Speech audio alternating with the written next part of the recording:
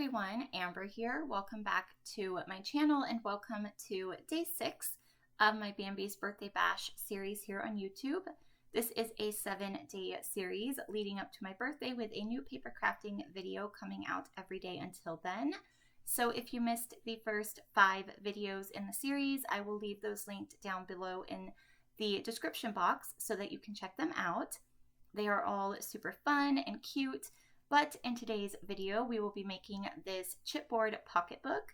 So this design is based off of a different pocketbook I've made in the past. I have a video for that, so I will leave it linked down below.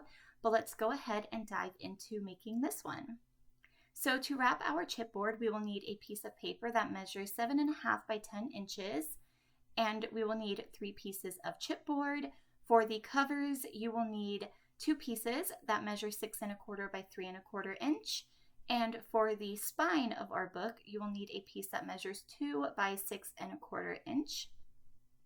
So all of these measurements and details can be found on my blog, which I will leave linked down below in the description box as well, just so you guys can follow along easier. So I'm using some 1/4 inch double-sided tape to add my chipboard to my paper. And when I add my first cover piece, I'm going to do so in such a way that I have 1/2 inch of paper left over on the top, the bottom, and the leftmost side of my paper. So you can see here how I did that.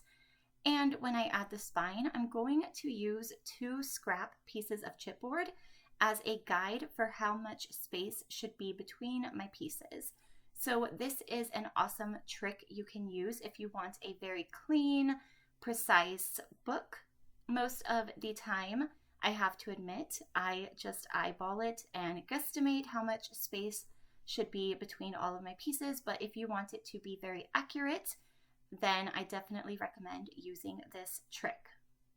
So I am just adding my last cover piece into place, and then I am going to use my scoring tool to score along the edges of all of my chipboard pieces.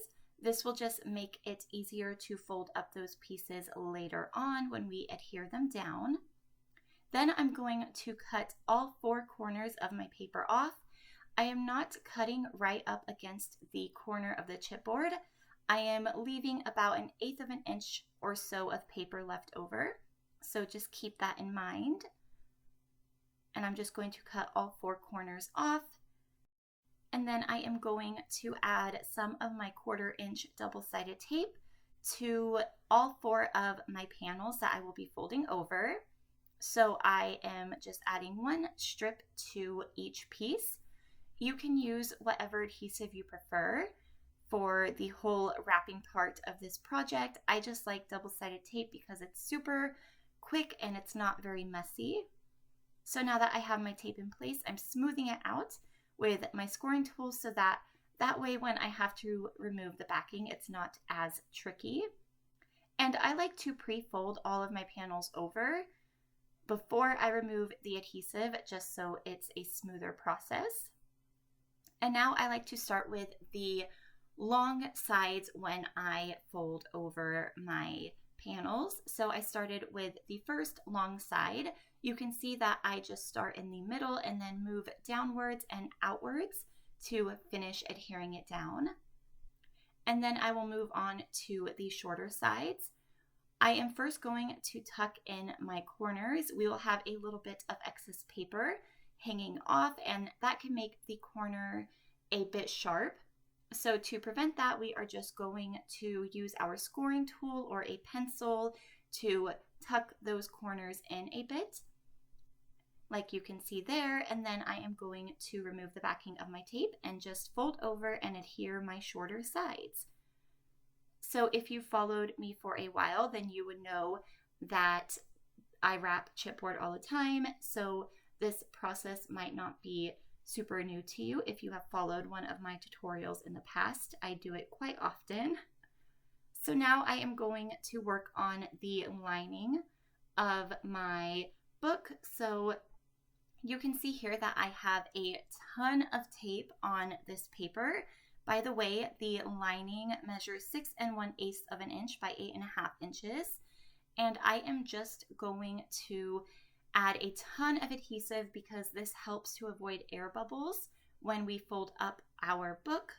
So keep that in mind as well. So I'm just going to try to center this as nicely and evenly as I can.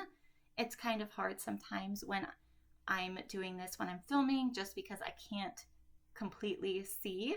So it's a little bit off-centered, but if that happens to you, don't worry because our pockets will cover up any of those little imperfections. So now I'm just smoothing everything out really nicely, taking my time on this part as always.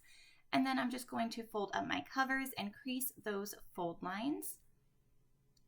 And then it will be time to move on to the pockets. So for the pockets, you will need a piece of paper that measures 5 inches by 9.5 inches.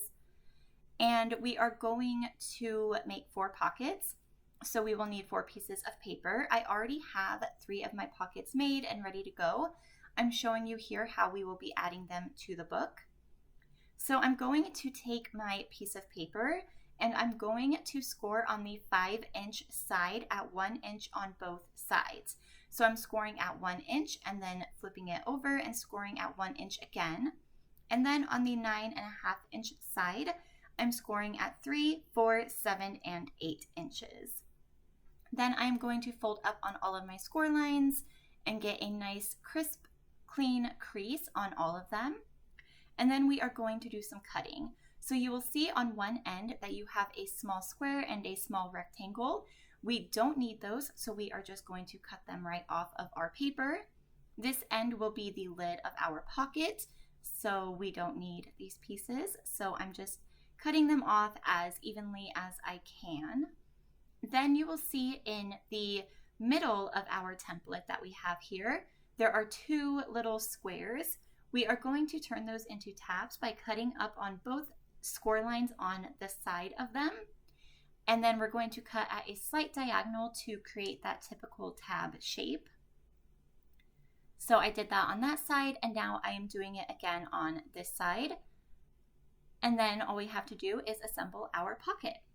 So I'm going to show you that up here is the top and here is the bottom. So near the top, I'm folding in those side panels and the tabs right underneath it. And then I'm going to add some of my adhesive to all of those bits and pieces that are folded over. Again, I'm just using some 1/4-inch double-sided tape. And I added that to the side panels, and then I'm adding some teeny tiny pieces to the tabs since they are so small. And then I am going to start with the tabs first. So I am going to remove the backing of my tape, and then to adhere these to the panels that have the adhesive on them, I'm just going to flip them up and into those panels and adhere them to the inside of the panel. So hopefully that makes sense. This is a super basic, easy pocket to make. You can see here once you've done that, all you have to do is remove the backing of your tape or add your adhesive and just fold over that entire front piece and adhere it down. Try to keep everything nice and even so we have a nice clean pocket. And then you just have to fold the lid over and your pocket is ready to go. So I am using a little foam square as a temporary adhesive for this until I decide what type of permanent closure I want to go for. And now it's time to adhere our 4 pockets to the chipboard book base that we made. So here I am for a good second trying to figure out the layout I want, and what do you know, in the end I go back to what I had at the start. Does anybody else ever do that? I find that I do that quite often. So I am going to add some of my tape to the back of my pocket. I've already added some to my other 3 pockets, so I'm showing you here how I did that with this one. And I'm just kind of adding it randomly. This tape is pretty strong, so it holds decently well. And then I'm going to start by gluing 1 pocket down, and I'm basically going to use that as a template to follow for the rest of my pockets. So with your first pocket, try to keep it nice and even, and also be aware of those fold lines in your book. If you put your pockets too close to that, it will pinch when you fold your book closed. So leave some space in between those fold lines and your pocket. So I am just going to take my first pocket here, and I'm going to try to line it up as nicely and evenly as I can. So take your time when doing this so that everything later on will match up perfectly. I'm using my other pocket that will be on the same cover of my book as that as a guide. And once I have it in place, I am just going to smooth it out. And I have to open the pocket to actually do this, since I can't really get to the back of the pocket from the front. And once I have that one done, I'm going to move on to gluing the rest down. So I am starting by adding the second pocket on that side and just trying to keep everything even and get it as close up to that first pocket as possible. And then for the next side, what you want to keep in mind for this part is to check by folding your book closed first if your two pockets will line up nicely before you adhere these next two into place. So you can see here what I mean by that. Just kind of fold your book closed a bit so you can get an idea of how those pockets will meet up. And once it's even enough for you, just adhere that pocket down. And then it's time to adhere that final pocket into place. So I'm just doing that here. And then however you want to close this book is up to you. You can use some twine or some ribbon to tie it closed. But I am opting for a paper closure because I just love the look of those. So I am taking a strap of paper that measures 1 by 12 inches.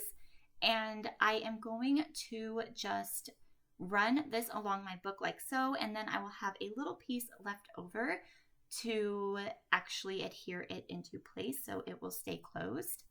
So I am using some of my 1/4 inch double-sided tape, and I'm just running that along the length of the book where I want to add my strap. And since my strap is 1 inch in width, I'm adding 2 pieces of tape so that it will be extra secure. And then I am going to carefully line my strap up with this, and I'm going to put one edge of my strap all the way up against the edge of my book base, and then I am just going to use that as a guide to glue the rest of this down. So I am going to smooth it out as I go along, make sure it's nice and adhered. I'm going to also pinch around the corners to get a nice clean corner. And then you'll see that there's a little bit left over. I am going to use a Velcro dot to close my book using that little piece. So my Velcro dot is from the Dollar Tree, and it's a bit on the large side, so I am just going to cut it in half and use it that way. It worked just as well. You can use a magnet for this part. That would work super well. But I don't have any magnets left, so I am just going to use a Velcro dot.